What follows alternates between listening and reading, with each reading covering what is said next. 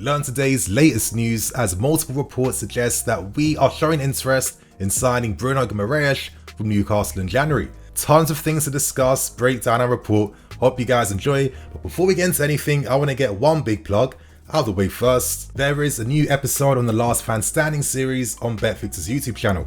So right now I'm going to play you guys a brief clip of this week's episodes. Do you have any concerns about Newcastle at all? They're an issue for your Europa League spot. You don't think they can get over the line into the top four? Yeah, I do. I think they've got a good chance because all the other teams are inconsistent.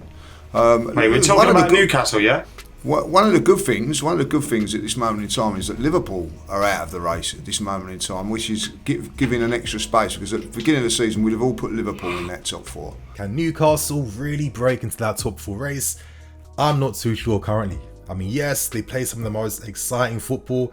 They have some very exciting individuals and some of the most improved players in the league as well. I'm looking at Joe Linton as well as Almiron as well too. But for me, if they can have like a really epic January window, that can dramatically boost their chances and hopes of trying to secure Champions League football. But until then, I'm still not quite sure. But they're my thoughts and opinions, you guys. If you want to get involved in this conversation, of course, there is a full episode link in the card above, as well in the description below. So right now, let's discuss the latest reports coming out from Goal.com Brazil, as well as the Evening Standards.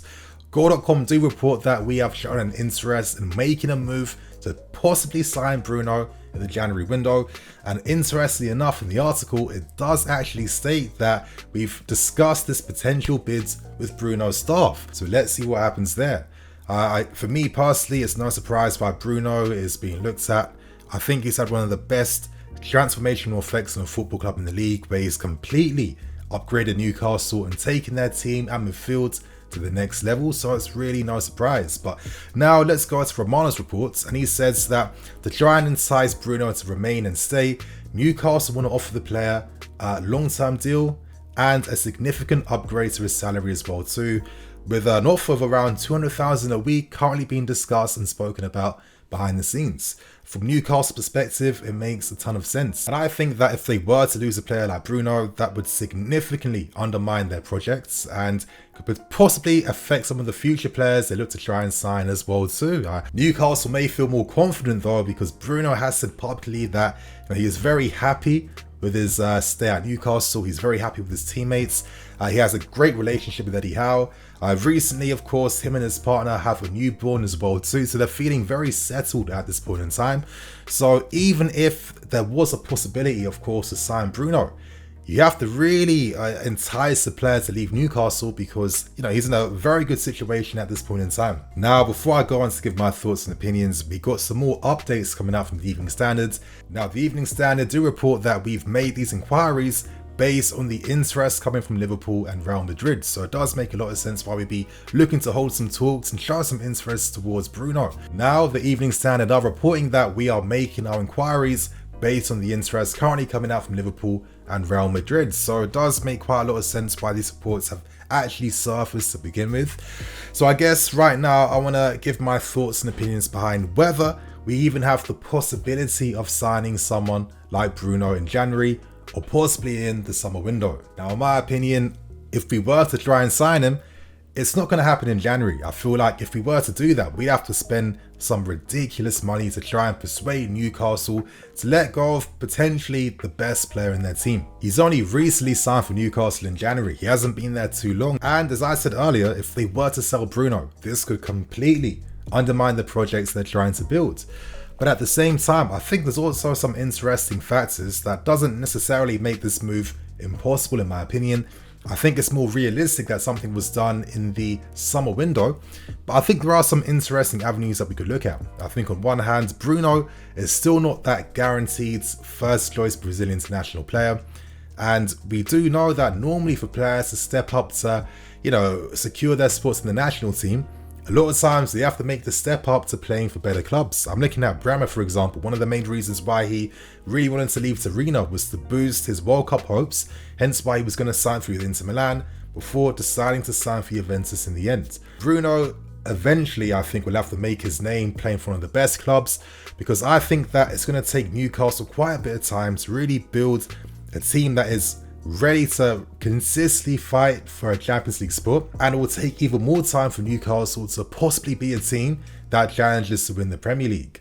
And I think there's one factor that currently works against Newcastle, and that's the fact that financial fair play really works against them at this point in time. Now, the main restrictions with FFP is based on the fact that you need to make sure your revenue is very good. If you want to spend more money, you have to be making a lot more money to be able to spend that money to begin with. And I think that Newcastle, because their owners have only recently taken over, there's still a lot of infrastructural changes and things they need to do. For example, they still have existing commercial activities with other sponsors, and let's say hypothetically they were to cancel the contracts, they'd have to pay out the money to be able to do that. And of course, by doing that as well too, it will have some big financial implications on their losses for their accounting year as well too.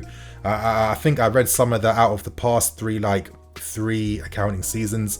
Newcastle have posted losses twice and only posted a profit once. There's other expenses on top too. They still owe money for some of the players that they've bought, like your Trippiers, Chris Woods, etc, etc. They have existing debts as well too, and they would have to bring in sponsors, of course, that are paying more, because Newcastle are not making as much money from commercial activity, and that's the reality. Now, prior reports have mentioned that possibly Mike Ashley and his reputation put off a ton of potential investors. So, as I'm trying to say, maybe Newcastle, could they be forced to have to sell Bruno to be able to bring in more revenue to allow them to spend more money, of course, to improve the overall quality in their team and squad. Now, in my opinion, I still think this is quite far-fetched, but I'm trying to just paint a picture of how Newcastle could be forced to sell, but I still don't think it's as simple as that. I think it's going to require a ton of other factors. Bruno, his team, and the player himself would have to feel like maybe, with the concrete offers I'm getting now from massive clubs, maybe I should leave Newcastle to safeguard myself right now. Because there's a reason why Newcastle want to offer him more money to really entice him and keep him and make sure that he doesn't go. Even though the player is out there in the media saying things like, yes, Newcastle, I'm very happy here. Of course, he has to say that. They're in great form. It would be very silly and stupid for him to say otherwise.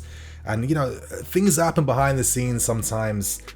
They're always completely different to the reports we're reading as fans of the game. So I think there could be something here potentially.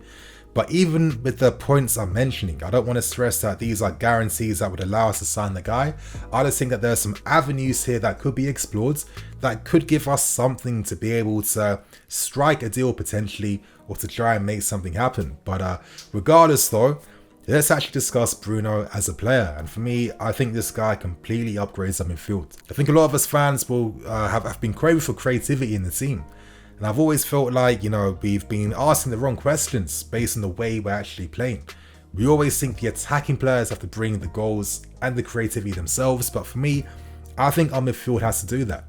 And I think that Bruno is one of those guys that could be that creative option that matches, great ball progression, creativity, alongside very good defending as well too. I mean, the guy ranks in the 93rd percentiles when it comes to tackles being made. He ranks very high for blocks as well too. He's not a short guy. He's at 6'1" or I think 6 foot. He has very good reading defensively. He is always receiving from his centre backs as well too, and he gives you that possibility to progress up the field. And I think for me, the thing I absolutely love about him is his creative passing in the final third. That is the main thing being missed out here. He's very comfortable, of course, playing switch balls and over the top, but he plays incredible line-breaking passes with amazing weight. He plays those types of through balls that I see Man City players making on a regular basis. Those types of through balls where you're playing the pass through the half space, and they normally find the overlapping winger or the fullback on the opposite flank, and that splits an entire team. And as we saw versus RB Salzburg, where the positioning of guys like Sterling and Pulisic, they're very wide, and essentially they split and created holes in RB Leipzig defense. Ideally, to have that type of creative presence who's able to play those passes that splits those defenses, Bruno can do that. And for me, it's no surprise why he would be a midfield player currently being looked at. Also, he plays these amazing trademark outside the boot passes too. And for me, I just love when I see top players that are able to express themselves and bring that individuality.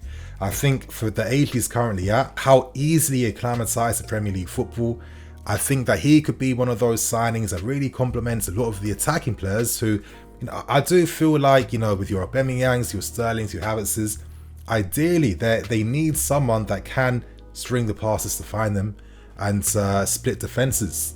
So if we could get Bruno, this is a guy that completely upgrades the midfield. I think you could potentially sacrifice Jorginho, and some people might say about Nini, Jorginho plays as a DM, Bruno doesn't. But if you currently look at Newcastle, they play with a 3-man midfield, and this season in particular, Bruno has been playing central and playing deeper, receiving from their centre backs. This is what he can do, and alongside that, he doesn't just sit back there. He will pick the opportunities, of course, to attack inside the box, to take shots outside the box, or to create his own opportunities. And I think that the top players, they have those extra advantages in their game that other players don't have. And I just think for me, he's the type of profile and presence that could really take our midfield play to the next level. If we one day lose Kante and Jorginho, I think Guimaraes and Declan Rice could be amazing midfield players to sign to act as successors to these guys. But at the same time, I really want to stress this. I'm not trying to get you guys gassed up to make it sound like we can sign Bruno and it's that easy. I'm bringing up just like observations and understandings of, okay, it will be stupidly difficult, but it might not be as impossible as it's suggested to be, even though it's going to be stupidly hard. So you guys, they're my thoughts and opinions. How do you find Bruno Guimaraes? Would you like to see him playing for Chelsea Football Club? Let us know in the comment section below. And on that note, I'm Nini FC, this is Blue Lions TV. I'll catch you guys later with some more videos. Cool.